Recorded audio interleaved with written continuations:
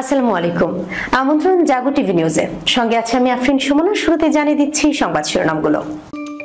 ধন্যবাদ হামাস। ফিলিস্তিনি গ্রুপকে পুতিনের বড় বার্তা। ইসরায়েলি জিম্মির কাসসাম যোদ্ধাদের স্যালুটের ভিডিও ভাইরাল। ইউক্রেনের খনিজ দখল করতে সেনা পাঠাচ্ছেন ট্রাম্প।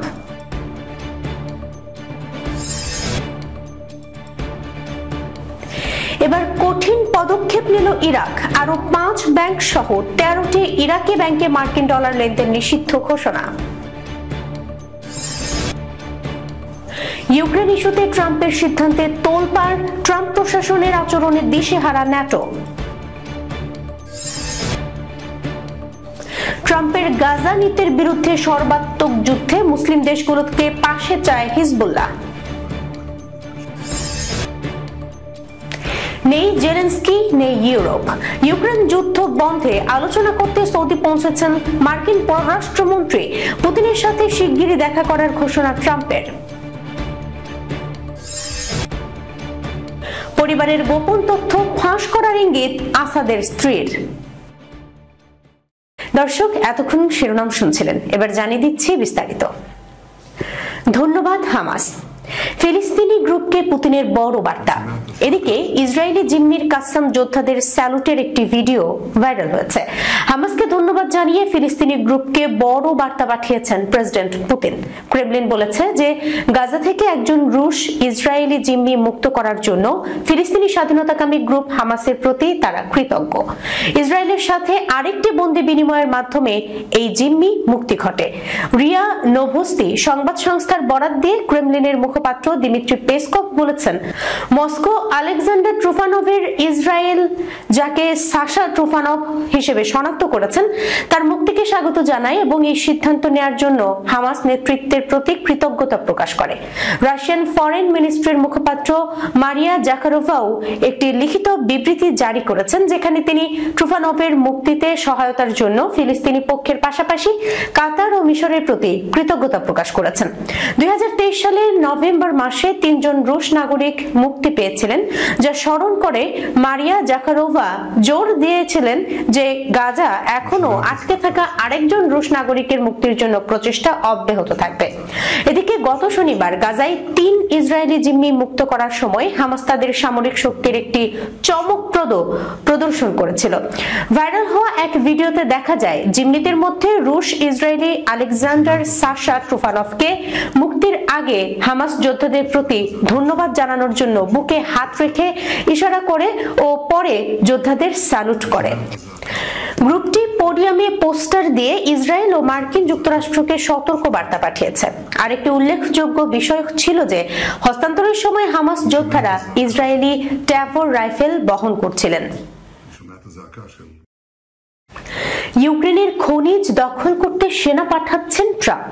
পশ্চিমা মিডিয়ায় এখন খবর চাউর হয়েছে। সংবাদ মাধ্যম এনবিসি নাম প্রকাশে অনিচ্ছুক কর্মকর্তাদের উদ্ধৃতি দিয়ে জানিয়েছে, যুক্তরাষ্ট্র ইউক্রেনে সৈন্য পাঠাতে পারে, যেখানে ওয়াশিংটন সাহায্যের বিনিময়ে দেশটির দুর্লভ খনিজ পদার্থ রক্ষা করতে চায়। মার্কিন প্রেসিডেন্ট ডোনাল্ড ট্রাম্পের ইউক্রেন থেকে $500 বিলিয়ন সমতুল্য বিরল খনিজ নেয়ার দাবির পর এই প্রতিবেদনটি তৈরি হয়েছে। বিস্তারিত সিদ্দিকুর রহমানের প্রতিবেদনে।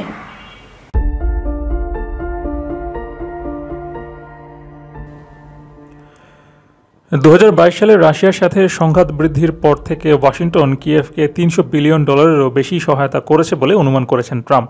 মার্কিন প্রেসিডেন্ট এখন তা ফেরত চান। এই সপ্তাহের শুরুতে কিয়েভে ট্রেজারি সেক্রেটারি স্কট বেসেন্ট ইউক্রেনের প্রেসিডেন্ট ভলোদিমির জেলেনস্কির কাছে ট্রাম্পের দাবি উপস্থাপন করেছিলেন। একাধিক প্রতিবেদন অনুসারে চুক্তির অধীনে অব্যাহত সামরিক সহায়তার জন্য প্রতিদান হিসেবে মার্কিন যুক্তরাষ্ট্রকে ইউক্রেনের বিরল খনিজ পদার্থের 50% মালিকানা প্রদান করতে হবে। এনবিসির সাথে কথা বলা 4 মার্কিন কর্মকর্তার মতে প্রস্তাবিত চুক্তিটি ওয়াশিংটনের সুরক্ষার জন্য সাইটগুলিতে আমেরিকান সেনা মোতায়েনের ইচ্ছার ইঙ্গিত দেয়। সম্ভবত রাশিয়া এবং ইউক্রেন একটি শান্তি চুক্তি স্বাক্ষর করার পরে এই ঘটনা ঘটতে পারে। ইউক্রেনে সেনা মোতায়েনের বিষয়ে ওয়াশিংটনের অবস্থান বর্তমানে স্পষ্ট নয়। এই সপ্তাহের শুরুতে ব্রাসেলসে কিয়েভের সমর্থকদের এক সমাবেশে বক্তব্য রাখতে গিয়ে মার্কিন প্রতিরক্ষা সচিব পিট হ্যাকসেথ আমেরিকান সেনা পাঠানোর সম্ভাবনা উড়িয়ে দিয়েছেন। তবে বৃহস্পতিবার দ্য ওয়াল স্ট্রিট জার্নালে দেওয়া এক সাক্ষাৎকারে মার্কিন vice president J D Vance ইঙ্গিত দিয়েছিলেন যে মস্কো যদি সদিচ্ছার সাথে আলোচনায় অংশ নিতে অস্বীকৃতি জানায়, তবে ইউক্রেনে আমেরিকান সেনা পাঠানোর সম্ভাবনা আলোচনার টেবিলে রয়েছে।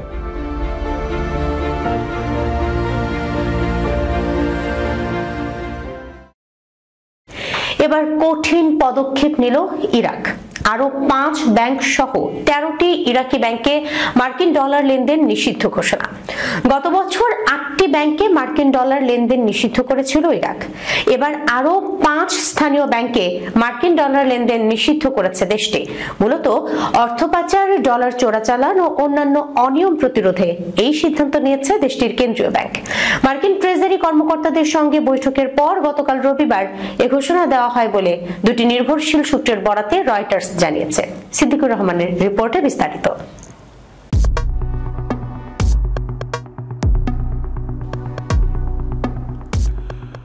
নতুন করে নিষিদ্ধ 5টি ব্যাংক হলো আল Mashreq, Al Arabi Islamic bank, United bank for investment, Al Sanam Islamic bank, Mishk Islamic bank ও Amin Iraq for Islamic investment and finance. এই নিষেধাজ্ঞার আওতায় 3টি পেমেন্ট পরিষেবা প্রতিষ্ঠানও পড়েছে, আমাউল, আল সাকি পেমেন্ট ও আকসা পেমেন্ট। গত সপ্তাহে দুবাইয়ে মার্কিন ট্রেজারি ও ফেডারেল রিজার্ভ কর্মকর্তাদের সাথে বৈঠক করেন ইরাকের কেন্দ্রীয় ব্যাংকের কর্মকর্তা। বৈঠকের পর এই নিষেধাজ্ঞার সিদ্ধান্ত নেওয়া হয়। এর আগে গত বছর 8টি ব্যাংকের মার্কিন ডলার লেনদেন নিষিদ্ধ করেছিল ইরাক।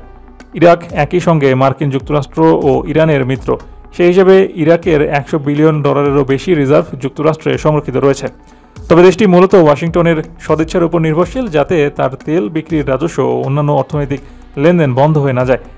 মার্কিন প্রেসিডেন্ট ডোনাল্ড ট্রাম্প এই মাসে ঘোষণা দিয়েছিলেন তিনি ইরানের বিরুদ্ধে তার সর্বোচ্চ চাপ নীতিতে ফিরে যাবেন। এ পরিস্থিতিতে বিশ্বের দ্বিতীয় বৃহত্তম তেল উৎপাদনকারী দেশ ইরাক চাপে পড়তে পারে। ইরানের ওপর প্রতিবেশী ও মিত্র দেশ ইরাক অর্থনৈতিকভাবে অনেক বেশি গুরুত্বপূর্ণ। শিয়া সম্প্রদায়ের সামরিক বাহিনী ও রাজনৈতিক দলগুলোর মাধ্যমে ব্যাপক সামরিক, রাজনৈতিক ও অর্থনৈতিক প্রভাব বজায় রেখেছে। এছাড়া ইরাকের মাধ্যমে মার্কিন নিষেধাজ্ঞা এড়িয়ে পণ্য রপ্তানি করে ইরান, পাশাপাশি দেশটির ব্যাংকিং ব্যবস্থা থেকে কাগজে মুদ্রা সংগ্রহ করে।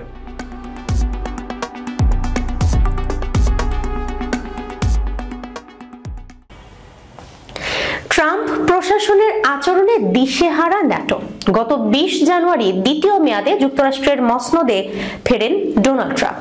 ওই দিন শপথের পর হোয়াইট হাউসে বসেই নির্বাহী আদেশের ঝড় তোলেন তিনি। এর মধ্যে দিয়ে বিশ্বব্যাপী আলোচনার কেন্দ্রবিন্দুতে চলে আসেন ট্রাম্প।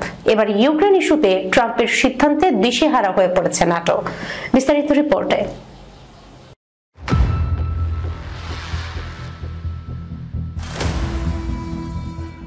ইউক্রেন যুদ্ধ নিয়ে নতুন করে আলোচনার জন্ম দিয়েছে ট্রাম্প প্রশাসন। তা হলো ইউক্রেন রাশিয়া শান্তি চুক্তির আলোচনা ইউরোপকে বাদ দেওয়া। এ নিয়ে তোলপাড় পড়েছে ন্যাটো দেশগুলোতে। 12 ফেব্রুয়ারি ইউরোপের দেশ বেলজিয়ামের ব্রাসেলসে ন্যাটোর সদর দপ্তরে একটি বৈঠক অনুষ্ঠিত হয়।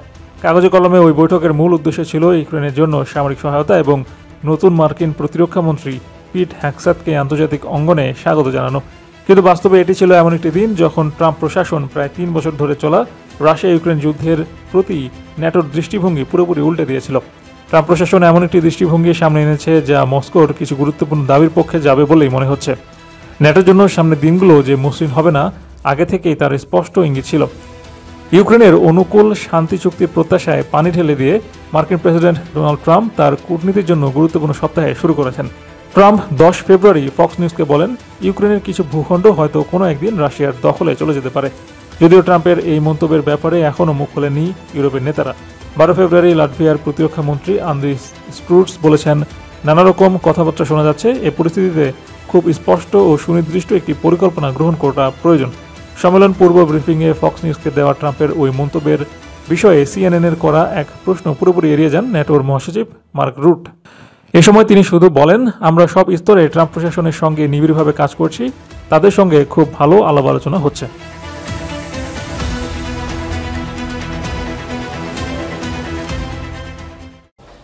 ট্রাম্পের গাজা নীতির বিরুদ্ধে সর্বাত্মক যুদ্ধে মুসলিম দেশগুলোকে পাশে চায় হিজবুল্লাহ। গাজা থেকে ফিলিস্তিনিদের জোরপূর্বক বাস্তুচ্যুত করার জন্য মার্কিন প্রেসিডেন্ট ডোনাল্ড ট্রাম্পের পরিকল্পনার নিন্দা করেছেন হিজবুল্লাহ মহাসচিব শেখ নাঈম কাসেম। ট্রাম্পের এমন কঠোর নীতি রুখে দিতে আরব ও মুসলিম দেশগুলোকে এর বিরুদ্ধে দাঁড়ানোর আহ্বান জানিয়েছেন তিনি। বিস্তারিত প্রতিবেদনে।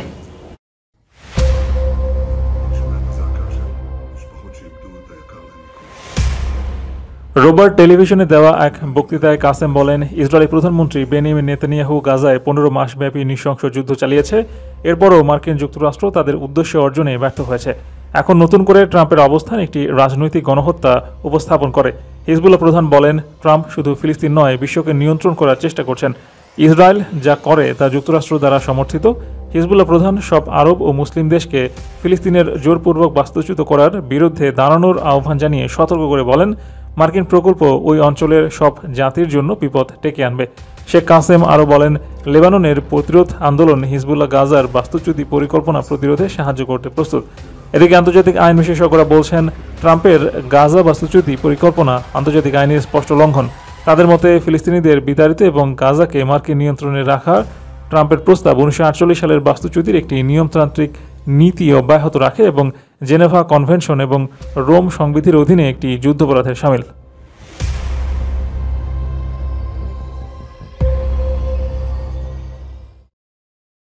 নেই জেলেনস্কি, নেই ইউরোপ। ইউক্রেন যুদ্ধ বন্ধে আলোচনা করতে সৌদি পৌঁছেছেন মার্কিন পররাষ্ট্রমন্ত্রী। পুতিনের সাথে শিগগিরই দেখা করার ঘোষণা দিয়েছেন ট্রাম্প। দেশ দুইটির কর্মকর্তারা ইউক্রেনের যুদ্ধের অবসানের বিষয়ে আলোচনার জন্য এখন সৌদি আরবে বৈঠকের প্রস্তুতি নিচ্ছেন। সৌদিতে মার্কিন ও রুশ কর্মকর্তাদের মধ্যে আলোচনার আগে রোববার সাংবাদিকদের ট্রাম্প বলেন, কোনো সময় নির্ধারণ করা হয়নি, তবে পুতিনের সাথে বৈঠক খুব শিগগিরই হতে পারে। তার কথায় এটা শিগগিরই হবে, আমরা দেখব কি হয়। সিদ্দিকুর রহমানের রিপোর্ট।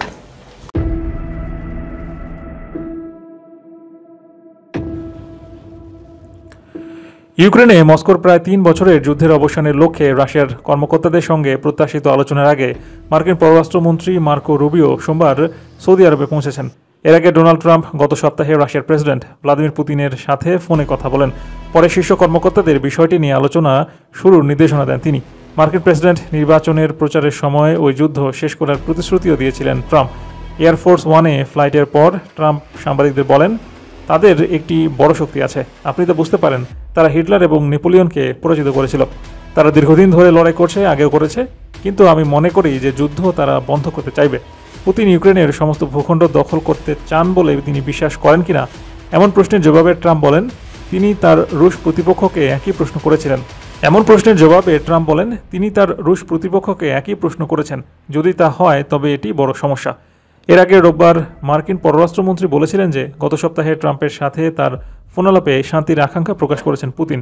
এমনকি শীর্ষ মার্কিন কূটনীতিক সতর্ক করেছিলেন যে রাতারাতি সংঘর্ষের সমাধান হবে না। এদিকে ট্রাম্পের রাশিয়ার কাছাকাছি যাওয়া এবং সৌদিতে অনুষ্ঠিত হতে চলা আলোচনায় ইউক্রেন ইউরোপকে না রাখার পর জেলেনস্কি ও ইইউ নেতাদের উদ্বেগ বেড়েছে। ফলশ্রুতিতে ইউক্রেন নিয়ে আলোচনার জন্য জরুরি বৈঠকে বসতে যাচ্ছেন ইউরোপীয় নেতারা। ফ্রান্সের রাজধানী প্যারিসে ওই সম্মেলনের আয়োজক ফরাসি প্রেসিডেন্ট ইমানুয়েল ম্যাক্রো।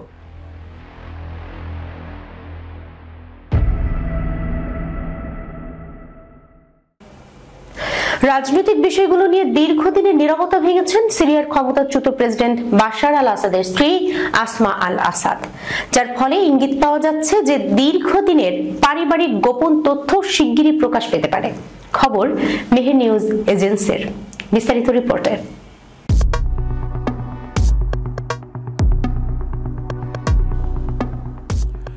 এর আগে শাফাক নিউজ জানিয়েছে, তাদের ছেলে হাফেজ বাশার আল আসাদ সম্প্রতি এক্সে ঘোষণা দেন, আসন্ন পডকাস্ট পর্বে সিরিয়া ছেড়ে যাওয়ার পর তাদের অতীত সম্পর্কে অকথিত সত্য এবং গোপনীয়তা প্রকাশ করা হবে। হাফেজ তার পোস্টে বলেছেন, সময় সবকিছু প্রকাশ করবে, শীঘ্রই ঘটে যাওয়া সবকিছু ব্যাখ্যা করে এমন ভিডিও আসবে যা তথ্য স্পষ্ট করবে। কেউ কেউ মনে করতে পারেন যে অনুপস্থিতির অর্থই পালিয়ে যাওয়া, কিন্তু বিশৃঙ্খল সময়ে এটি প্রয়োজনীয় নয়। কেউ কেউ অনুপস্থিতিতে চিৎকার করে, কিন্তু সত্য থাকার জন্য শব্দের প্রয়োজন হয় না। আমরা এখানে আছি এবং সময় সবকিছু প্রকাশ করবে। তার এই ঘোষণার পরেই আসমা আল আসাদ এক্স পোস্টে করেন। তিনি লেখেন, কিছু সময় নীরবতার পর নতুন করে শুরু করার সময় এসেছে। আশা এবং পরিবর্তন অবিচল, আসুন একসঙ্গে কাজ করি। তিনি বলেন, সিরিয়া তার সব সৌন্দর্য এবং সমৃদ্ধ ইতিহাস সহ আমাদের হৃদয়ে রয়ে গেছে। আমরা এর জনগণের নিরাপত্তা এবং সমৃদ্ধি কামনা করি এবং এই প্রিয় ভূমির প্রতিটি কোণের সুখী দিন ফিরে আসার আশা করি। সাবেক এই ফার্স্ট লেডি আরও বলেন, মাতৃভূমি একটি অটুট শক্তি এবং এর সন্তানেরা হলো আমার আশা। চ্যালেঞ্জ যাই হোক না কেন, তাদের দৃঢ় সংকল্প সকল অসুবিধার চেয়েও শক্তিশালী। একসঙ্গে আমরা দৃঢ় সংকল্প এবং আশা নিয়ে ভবিষ্যতে মুখোমুখি হই। প্রতিটি ব্যক্তির নিজস্ব পথ থাকে এবং কিছু পথ কখনো আমার পছন্দ ছিল না। জীবনের কিছু পর্যায় অমোচনীয়, তাদের সমস্ত বিবরণ সহ স্মৃতিতে খোদাই করা থাকে। সেগুলো ভাগ করে নেওয়ার সময় কি এসেছে?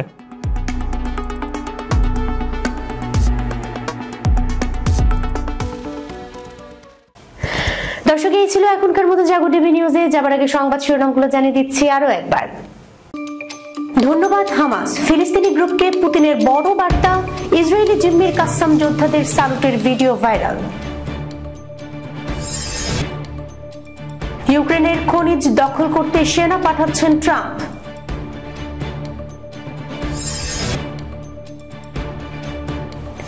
এবার কঠিন পদক্ষেপ নিল ইরাক। আরো 5 ব্যাংক সহ 13টি ইরাকি ব্যাংকে মার্কিন ডলার লেনদেন নিষিদ্ধ ঘোষণা।